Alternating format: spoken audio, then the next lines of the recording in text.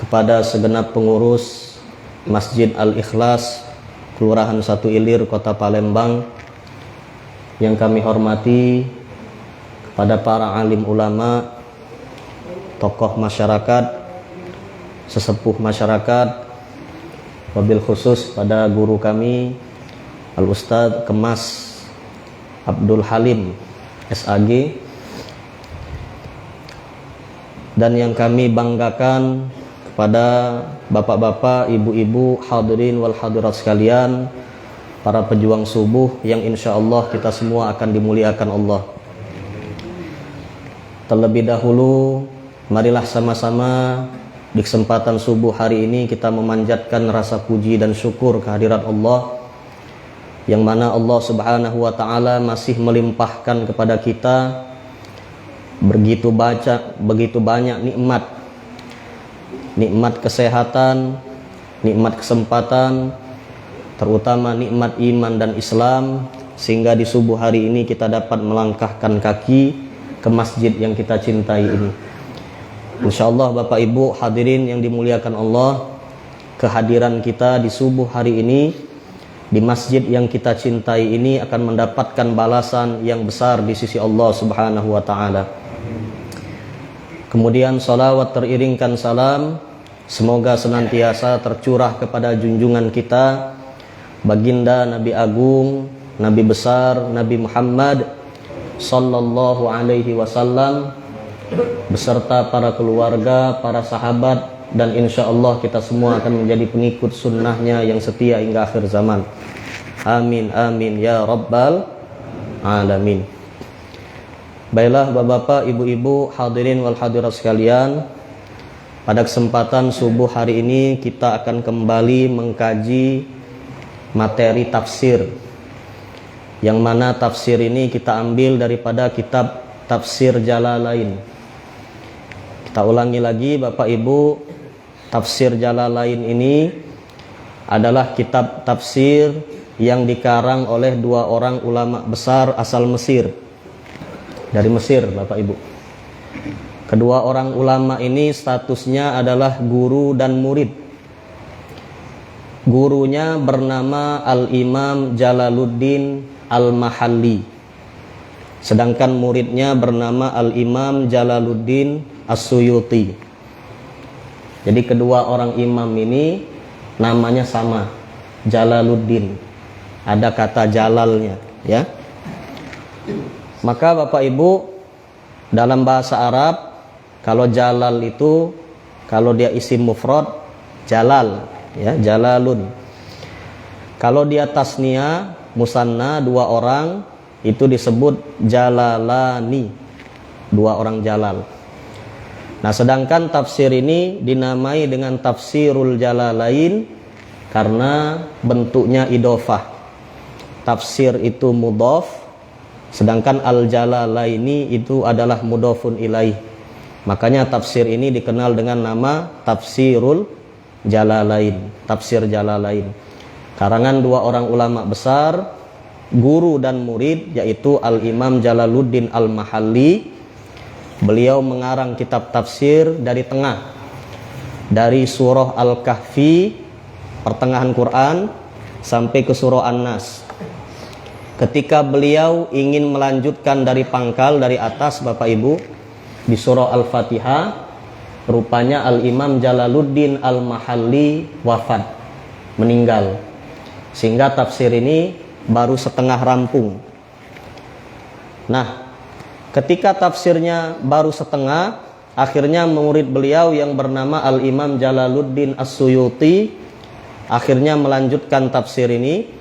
Beliau melanjutkan menulis tafsir dari surah Al-Baqarah sampai ke surah Al-Isra.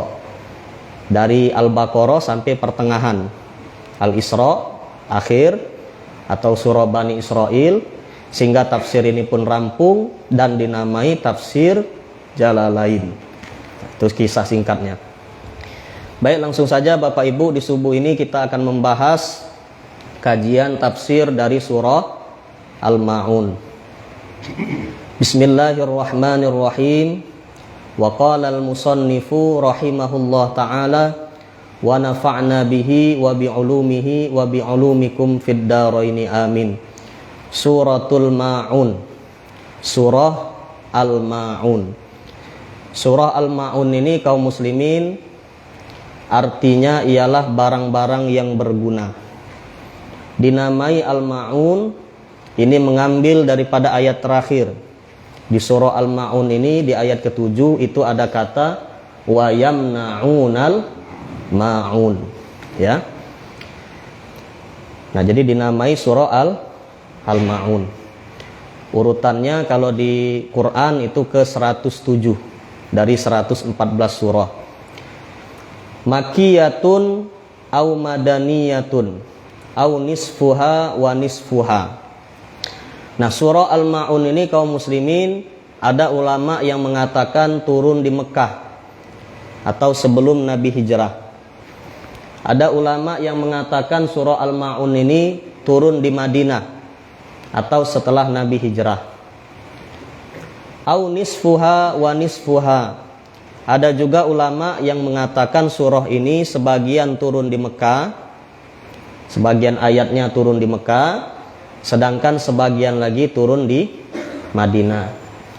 Adapun pendapat mufassir yang begitu terkenal yaitu Al-Imam Ibnu Katsir, beliau mengatakan bahwa surah ini turun di Mekah atau Makkiyah, ya. Sittu au sab'u ayatin. Adapun jumlah daripada ayat surah Al-Ma'un ini sittu au sab'u ayatin, ya. Ada ulama yang mengatakan jumlah ayatnya 6. Ulama yang mengatakan jumlah ayat di surah Al-Ma'un ini 6, mereka menggabungkan ayat 4 dan 5. Fawailul lil musallina alladzina hum an salatihim sahun, digabungkan.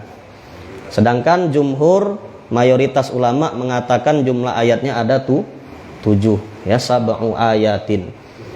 Nah, seperti yang kita pakai sekarang di Quran kita itu jumlah ayatnya ada 7, ya.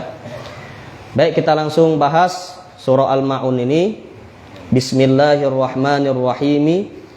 Dengan menyebut nama Allah yang Maha Pengasih lagi Maha Penyayang. Ayat pertama kaum muslimin, ara'aital ladzi yukadzibu bid-din, ya. Ara'aita. Allah di sini mengawali surah Al-Ma'un dengan huruf istifham, pertanyaan. A di situ istifham. Artinya apakah? Bertanya, ya Allah. Apakah? Ra'aita. Kalau kita artikan ra'aita ini kaum muslimin, apakah kamu melihat? Sebenarnya, ya. Tapi kalau diterjemahkan lebih tepatnya apakah kamu mengetahui? Ra'aita.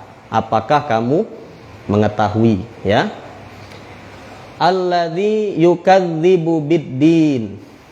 Orang-orang yang mendustakan, ya, mendustakan apa? Ad-din. Nah, ad-din kalau di dalam kitab ini diartikan, ya, yukadzibu bid-din di sini diartikan bil jazai wal hisabi, yaitu Bapak Ibu orang-orang yang mendustakan hari pembalasan, wal hisab, dan juga hisab, perhitungan. Nah, jadi di dalam tafsir Jalalain ini Al-Imam Jalaluddin Al-Mahalli, beliau mengatakan makna ad-din itu bukan agama, tapi hari pembalasan, ya.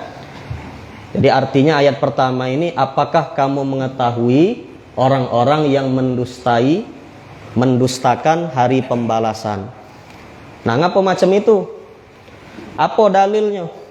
Ya, dalilnya tidak usah jauh-jauh kaum muslimin. Di surah Al-Fatihah ada ayat Maliki Yaumiddin. Maliki Yaumiddin itu artinya yang menguasai hari pembalasan. Ad-din di surah Al-Fatihah itu artinya hari pembalasan, bukan agama, ya. Nah, jadi Maliki Yaumiddin yang menguasai hari pembalasan, bukan yang menguasai agama. Makanya di dalam tafsir ini makna ad-din ialah hari pembalasan. Nah, cuman kaget di tafsir-tafsir lain Bapak Ibu, ada yang ngatakan ad-din ini maknanya agama, ya. Nah, itu sebagai pengetahuan saja. Makanya kalau kaget kita buka Al-Qur'an kita bahasa Indonesia, kita baca terjemahannya biasanya diartikan, tahukah kamu, ya, siapa orang-orang yang mendustakan agama. Itu mengambil pendapat yang mengartikan ad-din sebagai agama. Tapi kalau dalam tafsir ini makna ad-din ialah hari pembalasan. Seperti itu, ya. Nah, maknanya Bapak Ibu, hal araftahu wa in lam ta'rifhu. Maknanya ialah hal araftahu. Nah, apakah kamu mengetahuinya? Karena tadi dimulai dengan istifham, kata tanya, ya. Aro'aita, apakah kamu mengetahui? Maka dimaknai di sini hal araftahu, apakah kamu mengetahuinya? Wa in lam ta'rifhu, atau kamu tidak mengetahuinya.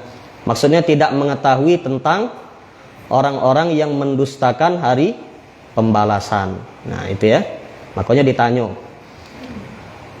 ini supaya kita lebih perhatian ya dengan ayat ini, lebih serius lagi Bapak Ibu. Makanya Allah bertanya.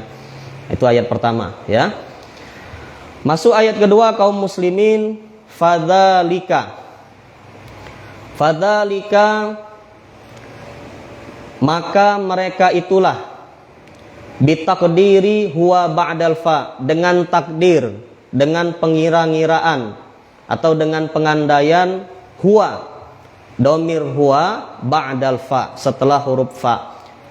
Jadi fadzalika ini sebenarnya ada domir huwa, fahuwa dzalika, asalnya seperti itu, ya. Fahuwa dzalika, ada domir huwa ba'dal fa, setelah fa, huwa dzalika, ya. Artinya apa? Maka mereka itulah, ya.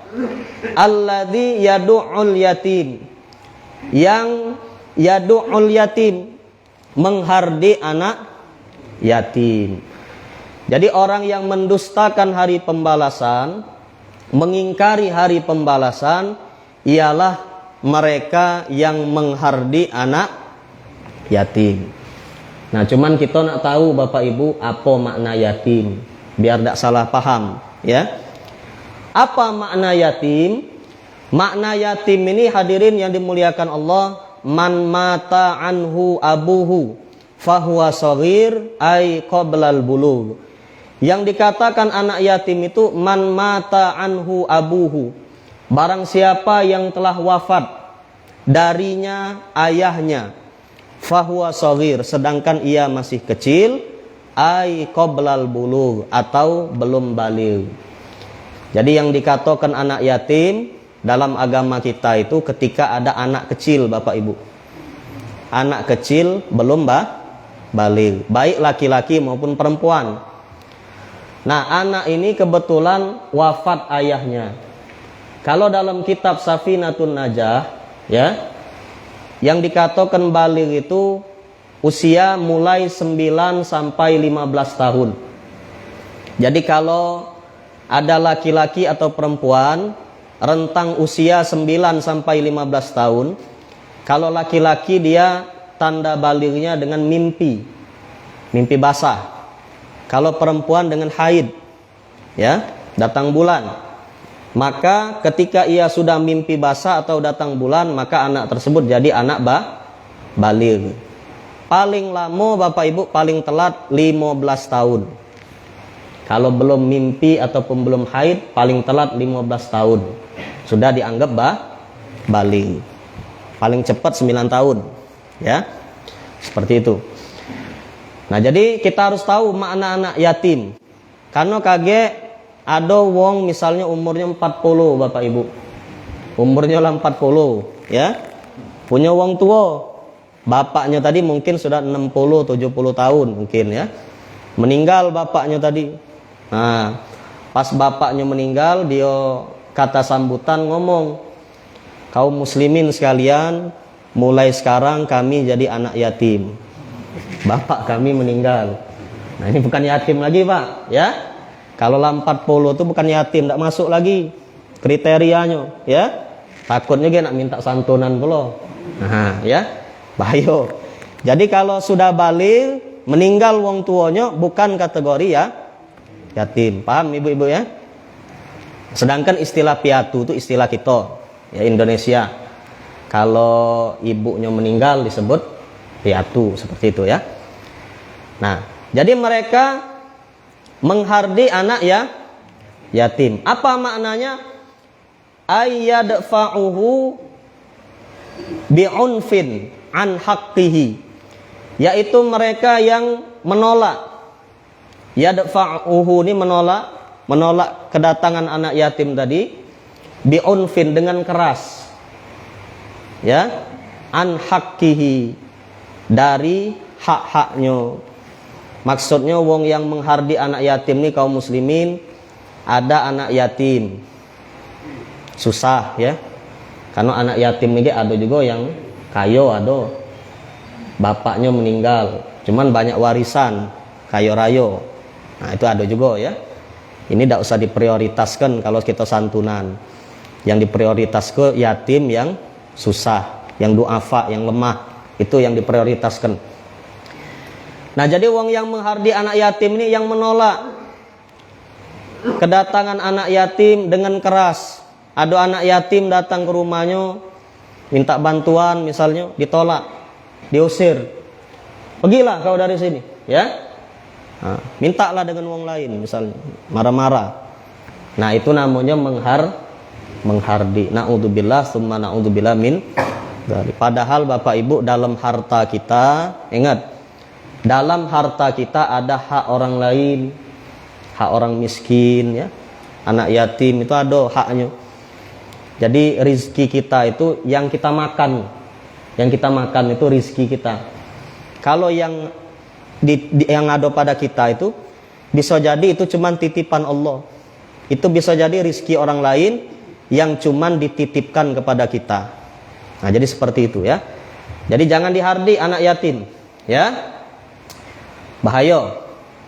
Dan kita juga kaum muslimin harus ada adab dengan anak yatim. Jangan kaget pas 10 Muharram ya, kita ngumpulkan anak yatim, adab kita kurang. Apa contohnya Bapak Ibu? Kita ngadakan santunan anak yatim.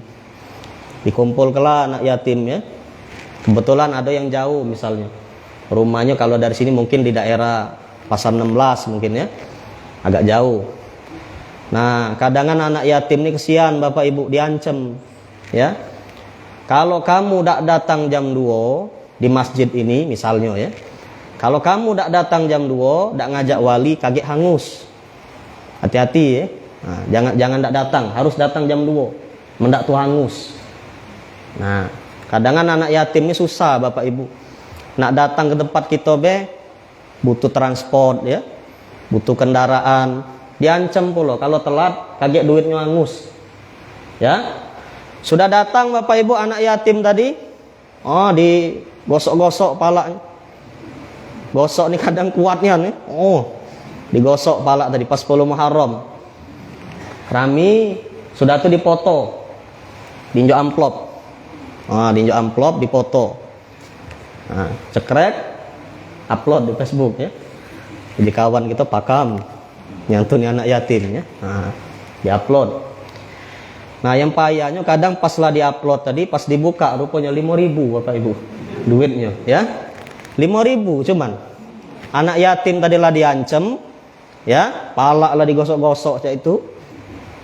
Dibagi-bagikan, dipoto, diupload, pas dibuka 5.000 rupanya. Ya Allah ya. Nah, ini bahaya seperti ini. Jadi kalau pacak Bapak Ibu, kita yang datangi anak yatim, datang ke rumahnya, kita bantu ya. Kita kasihkan beras di bulan Ramadan ini. Nah, kita bantu mungkin baju ya. Karena mereka itu kadang pas lebaran tidak katik baju ya, anak yatim itu. Nah, Bapak Ibu kita bantu anak yatim. Karena Nabi Muhammad SAW itu begitu memuliakan anak yatim. Banyak kaum muslimin anak yatim di luar sana yang mereka di lebaran itu tidak punya pakaian ya. Tidak punya pakaian, tak katik tempat minta ya.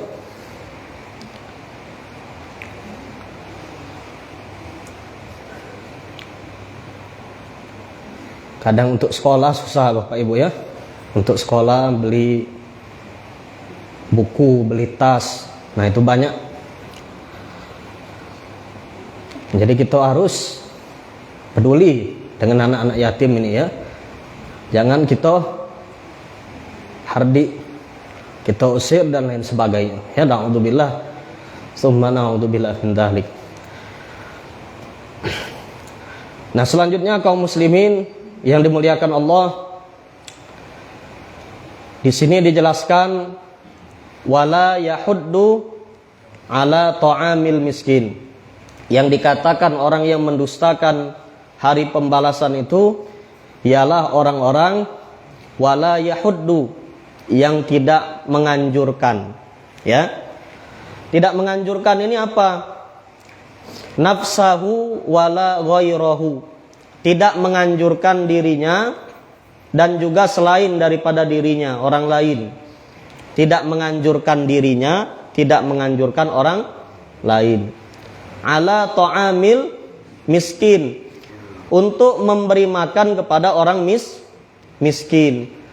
Nah, jadi kaum muslimin yang dimuliakan Allah, termasuk orang yang mendustakan hari pembalasan, mengingkari hari pembalasan, ialah orang yang tidak menganjurkan memberi makan kepada orang miskin.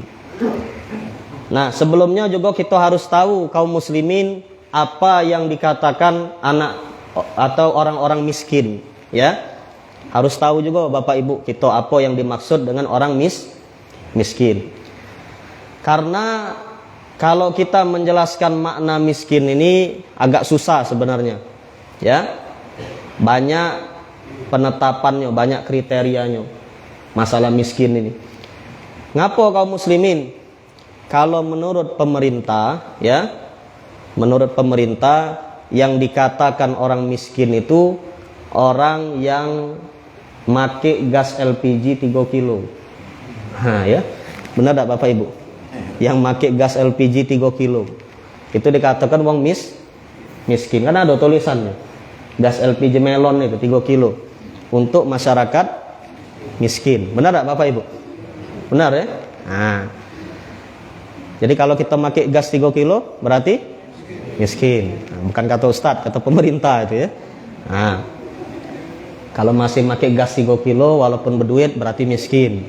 Ada tulisannya sebab untuk masyarakat miskin. Nah, cuman makna miskin ini kaum muslimin yang dimuliakan Allah Subhanahu wa taala ialah kalau dikatakan miskin ini orang yang penghasilannya itu belum dikatakan layak, ya, masih kurang. Untuk kata layak itu masih kurang. Kalau misalnya dihitung, ini Ustadz buat ini dewek Bapak Ibu ya, pengandaian baik ini namanya.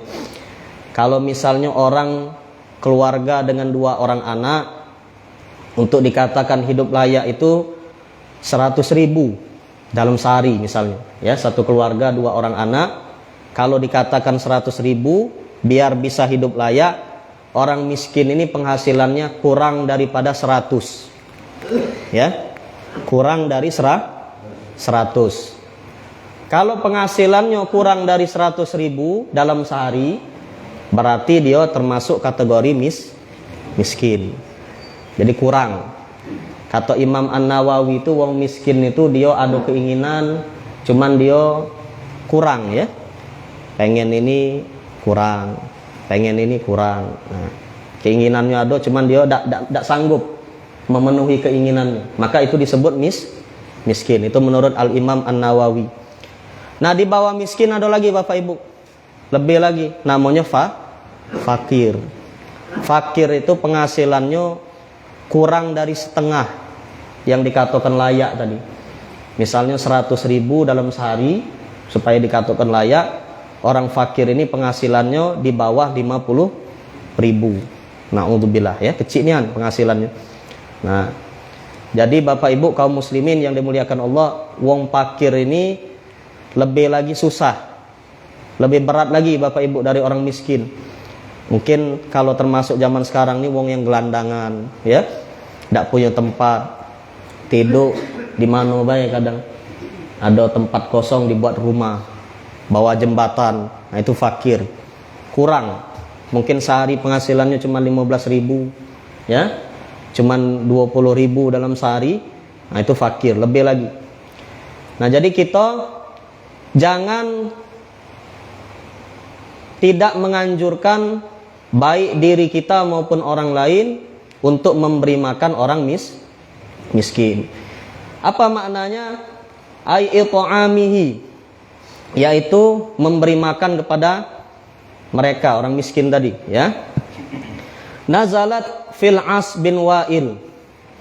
Nah ayat ini turun Bapak Ibu, ini untuk menyindir perilaku tokoh Quraisy di zaman Nabi, namanya As bin Wa'il atau Al-Walid bin Mughirah atau Walid bin Mughirah. Jadi ayat ini turun menyindir tokoh Quraisy di zaman Nabi Muhammad, namanya As bin Wa'il dan juga Walid bin Mughirah. Mereka ini hadirin jangan kena sedekah, jangan kena ngenjuk makan dengan orang miskin ya. Bahkan mereka tidak menganjurkan dirinya maupun orang lain untuk memberi makan kepada orang miskin. Saking bahayanya tadi Bapak Ibu. Ada yang cak itu ya. Ay kamu sudahlah mantu miskin itu ya, sudahlah, tidak usahlah lagi dibantu. Nah ya, tidak menganjurkan dirinya ataupun orang lain untuk membantu orang miskin, memberi makan orang miskin. Nah ini bahaya yang seperti ini ya.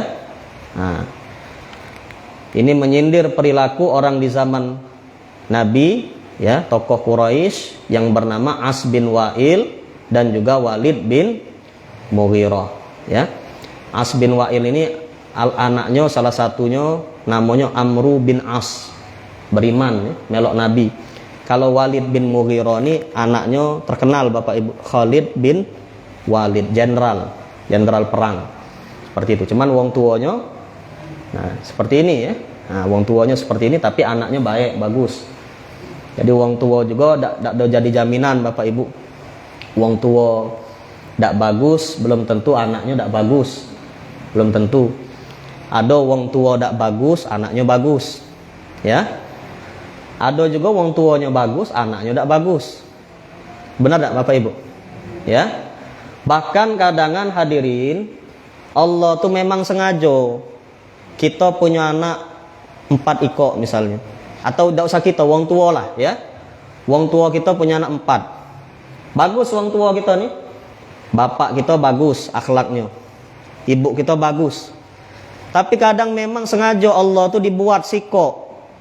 Sikok ini dibuatnya tidak bagus. Dari 4 anak tadi misalnya, sikoknya luar biasa, soleh, baik. Yang nomor 2 baca itu juga baik, soleh, luar biasa. Yang ketiga cak itu juga pinter, wong luar biasa, baik. Nah sikok ini kadang nyeleneh dewek. Rupanya ada hikmah Bapak Ibu. Apa hikmahnya? Sengaja Allah buat sikok ini nyeleneh dewek supaya kita tidak bisa sombong. Ya, kita punya anak 3 ikok bagus, pinter, soleh kalau. Sikok dibuat nyeleneh. Supaya apa? Supaya kita tidak bisa sombong. Kalau dibuat bagus kalau gak sombong. Wah anak aku nah hebat kalau. Ya, pinter kalau, soleh kalau, alim kalau, sombong gitu. Nah sengaja kadang dibuat Allah sikok cak itu nyeleneh dewek. Ya. Nah supaya kita tidak bisa sombong. Jadi ada hikmah kalau. Nah seperti itu ya. Nah jadi kaum muslimin rahimakumullah, jangan sampai kita tidak menganjurkan memberi makan kepada orang miskin ya. Nah selanjutnya ayat 4 dan 5, fawailul lil musallin. Maka celakalah bagi orang yang sholat. Jangan dipotong. Kita nih kalau sepotong-potong bahaya. ceramah wong kita nonton sepotong, bahaya Bapak Ibu, pacak sesat gitu ya. Pernyataan statement wong kita tonton cuma sepotong, tidak dari awal sampai akhir, bisa sesat gitu. Termasuk Quran, kalau dipotong bahaya. Fawailul lil musallin, maka celakalah bagi orang yang sholat. Celaka kalau berarti. Nah, kalau dipotong. Nah, rupanya ada lanjutannya ya. Alladzina hum an sholatihim sahun, yang mana mereka itu hadirin di dalam sholat mereka sahun, mereka lalai atau lupa ya. Jadi wong yang sholat kalau dia lalai, dia lupa, bisa celaka. Tambah yang tidak sholat ya, tambah lagi wong tidak sholat. Wong sholat be bisa celaka. Wail ini celaka. Kalau orang Arab marah Bapak Ibu, inilah paranian ya, dia nyebut wail lak. Wail lak katanya. Wail laka, celaka bagimu, celaka kau, wail lak ya. Nah, celaka. Cuman jarang ya sampai saya itulah keterlaluannya. Kalau wong Arab tuh biasanya dia kalau dia marah dia doakan, Allah yahdik, semoga Allah memberikanmu petunjuk. Allah yahfaz, semoga Allah memberikanmu perlindungan atau melindungimu dan lain sebagainya. Jadi bagus ya. Kita kalau pacak itu juga Bapak Ibu, marah tuh kalau pacak doakan. Kita punya anak marah, doakan. Oh ya anakku, semoga kau jadi wong hebat. Nah, itu bagus.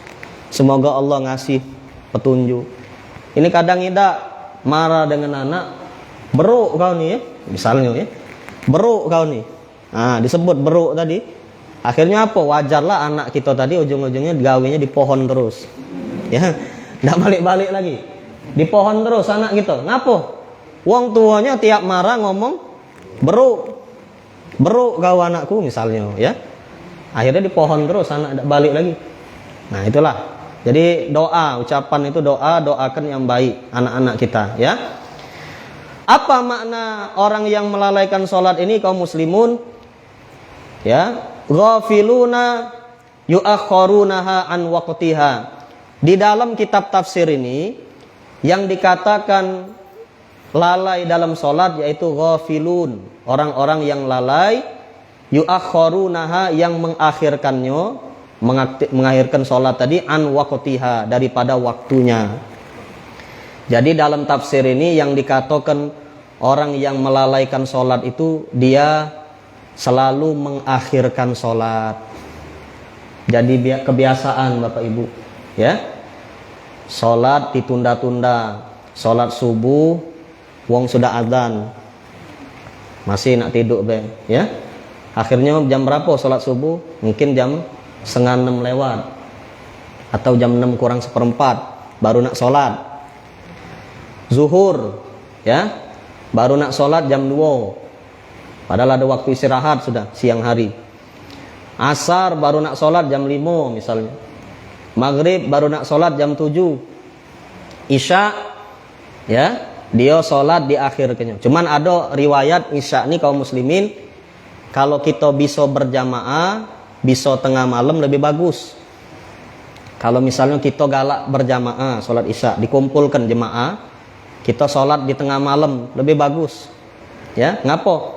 Karena malam itu waktu ketika orang lain tidur, lalai ya. Katik yang ingat Allah ketika itu, nah kita ibadat lebih bagus. Cuma berat seperti ini ya. Jadi bagusnya sholat itu pada waktunya, an waqtiha. Sholat itu paling bagus pada waktunya, di awal waktu ya. Jangan dibiasakan. Kalau ditanya sah apa tidak sholatnya, tetap sah. Jadi kalau secara fikih, kalau wong sholatnya diakhirkan, waktu takhir tadi tetap sah.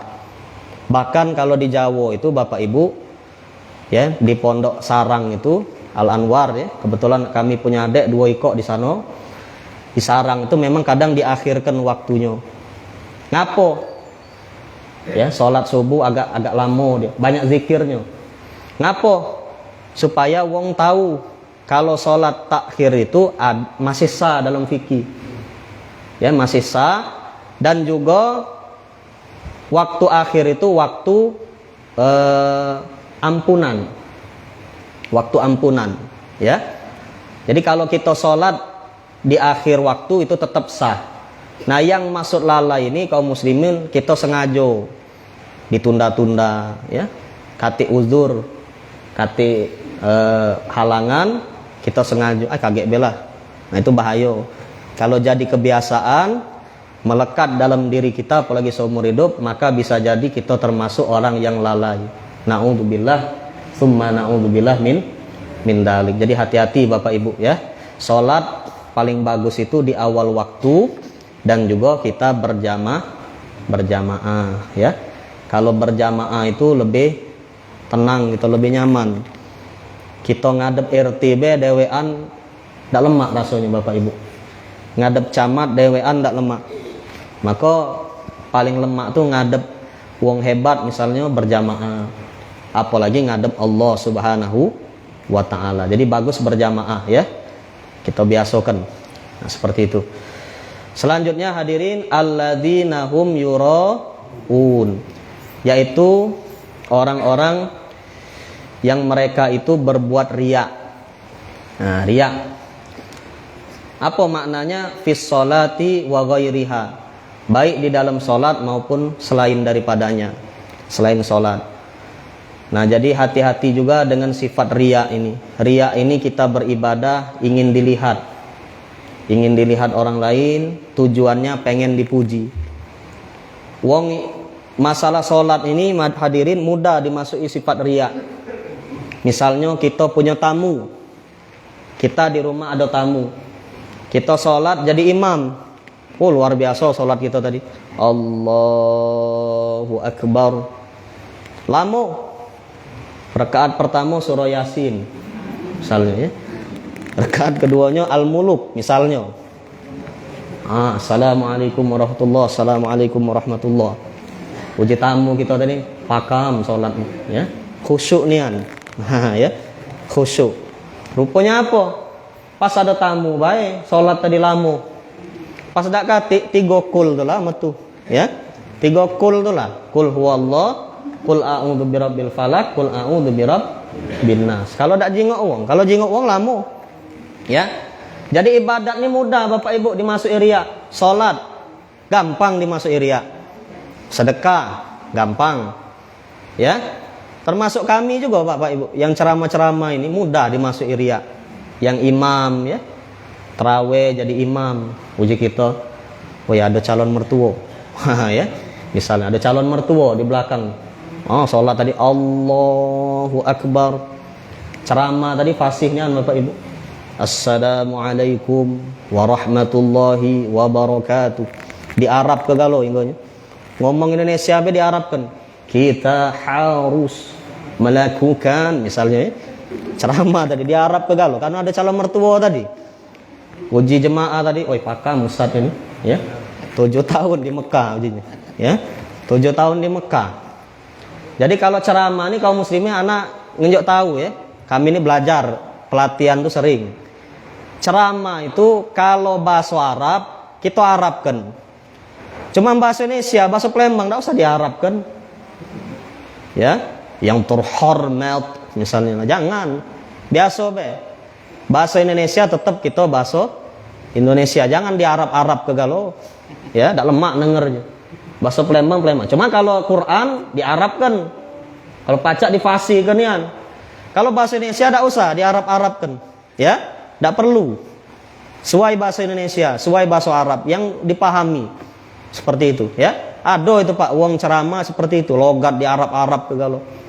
Nah itu bahaya kalau diori. Riya. Cuman lagi-lagi Bapak Ibu jangan mudah-mudah kita ngomong ke wong riya. Dia dengar ceramah nih kita ngomong ke riya kalau ya imam malam ini riya nih tuh. Wong sedekah riya, jangan. Termasuk sedekah itu juga ada yang sedekah sir tersembunyi, ada alania, terang-terangan. Sahabat Nabi itu ada yang terang-terangan sedekah, ada yang diam-diam.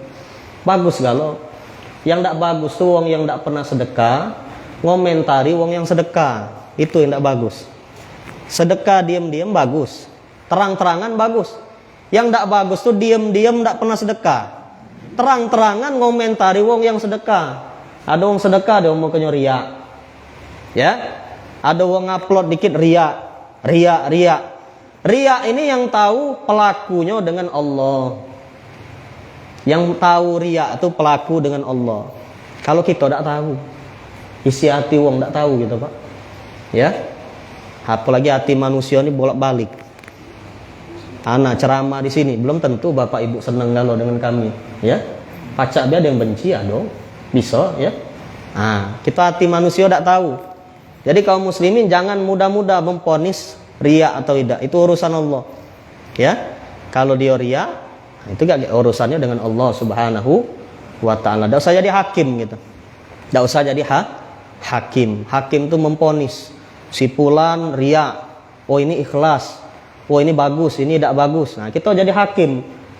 Hidup ini jangan jadi hakim, tapi jadi da'i.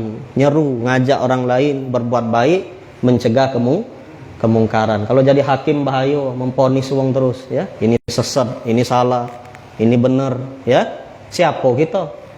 Ya nak? Ini ria, ini tak ria. Aku tahu nih dia tuh ria, dia tuh. Ya. Dia tuh sedekah tuh ria. Tahu dari mana? Jadi hati-hati kaum muslimin. Hati-hati dengan hal seperti ini. Na'udzubillah ya. Kita yang suudzon seperti itu. Nah, selanjutnya Bapak Ibu, jadi ria ini bisa dalam sholat atau selain sholat. Yang susah dibuat ria ini puasa. Puasa inilah yang susah. Mak mana nak riak Bapak Ibu? Kita tak tahu siapa yang puasa, siapa yang tidak. Betul tak Bapak Ibu? Ya. Di pasar, perhatikanlah. Ana pernah ke pasar kaum muslimin. Di pasar tuh ada wong bepeci.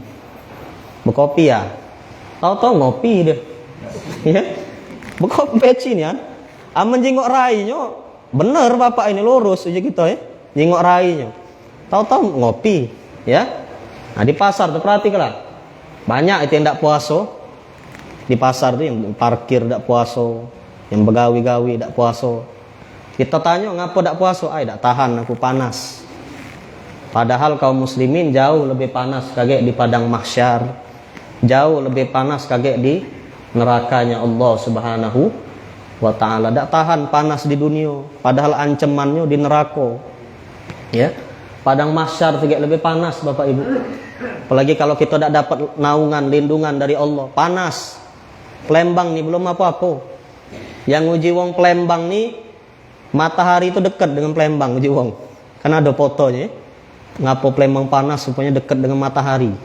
Nah, uji wong. Panas. Belum apa-apa dengan kaget panasnya padang mahsyar. Apalagi nerakanya Allah Subhanahu wa ta'ala. Jadi hati-hati ya. Nah, puasa ini sulit dimasuki sifat riya. Karena kita tidak tahu. Uji kita tidak puasa, rupanya puasa. Uji kita biasa bewongnya, rupanya puasa Daud, Bapak Ibu. Sehari puasa, sehari tidak. Bertahun-tahun dia puasa Daud, wong tidak tahu. Ya. Nah, jadi puasa ini sulit dimasuki sifat riya. Dan terakhir kaum muslimin wayamnaunal maun, dan juga orang yang enggan menolong dengan al-maun, barang yang berguna. Nah, ini bahaya juga. Apa maksudnya? Kal ibroh, seperti jarum, ya, wal fa'si, dan juga kapak, wal qidri, qidar itu panci ya. Panci Arab itu tempat masak daging, susu dan lain sebagainya, masuk kalau di situ ya. Wal qas'ati, dan juga mangkok. Nah, orang yang enggan menolong dengan barang berguna ini jangankan ngenjuk, minjemi beda galak. Kal ibroh, seperti jarum. Ada tetangganya nak jahit, minjem jarum, tak galak nih. Ya, tak salah minjem barang kami. Nah, tak usah nak ngenjuk, minjemi tak galak. Wal fa'si, kapak. Ada orang nak minjem kapak dengan gitu, tak kita pinjemi. Jangan kena ngenjuk Bapak Ibu. Padahal barang remeh nih. Wal kidri, panci. Ada orang sedekah nak minjem panci kita, tak galak. Jangan kena ngenjuk. Wal qas'ati, dan juga mangkok. Nak minjem mangkok kita, wong kurang tetangga gitu, tak galak. Na'udzubillah ya. Nah, ini wong seperti ini bahaya Bapak Ibu. Sifat-sifat seperti ini bahaya. Walaupun barang tadi sepele, kita mungkin di tiap rumah tuh ada lazimnya barang ini, cuman dia tak galak membantu ya. Jangankan dia nak ngenjuk, minjem mibe, dia tak galak. Na'udzubillah tsumma na'udzubillah min dzalik. Jadi kesimpulan dari surah Al-Maun ini kaum muslimin, kita dijelaskan tentang orang-orang yang mendustai atau yang mengingkari hari pembalasan. Yaitu yang pertama wong yang menghardi anak yatim. Hardi itu menolak. Ada anak yatim ditolak, minta bantuan gitu, diusir, ya. Lalu orang yang enggan menganjurkan memberi makan orang miskin. Ndak usah nak ngenjuk. Ada wong sedekah be dia ndak seneng. Ndak usah dibantu, ya. Nah, selanjutnya di surah ini juga kita dijelaskan tentang masalah sholat. Ada wong yang sholat itu yang celaka. Ngapo dia celaka? Kalau dia di dalam sholatnya lalai, ya. Nah, yaitu orang-orang yang berbuat riya, pengen dijingok, pengen dilihat dia beramal, dan juga enggan menolong dengan barang-barang yang berguna, barang-barang yang remeh, ya. Semoga kita semua tidak termasuk kategori yang kita jelaskan tadi, sehingga kita semua bisa termasuk ke dalam kelompok orang-orang yang bertakwa, muttaqin. Amin ya rabbal alamin. Demikianlah Bapak Ibu sedikit kajian kita di kesempatan subuh hari ini. Sebelum ditutup, silakan kalau ada pertanyaan kita buka tanya jawab. Ada tak Bapak Ibu?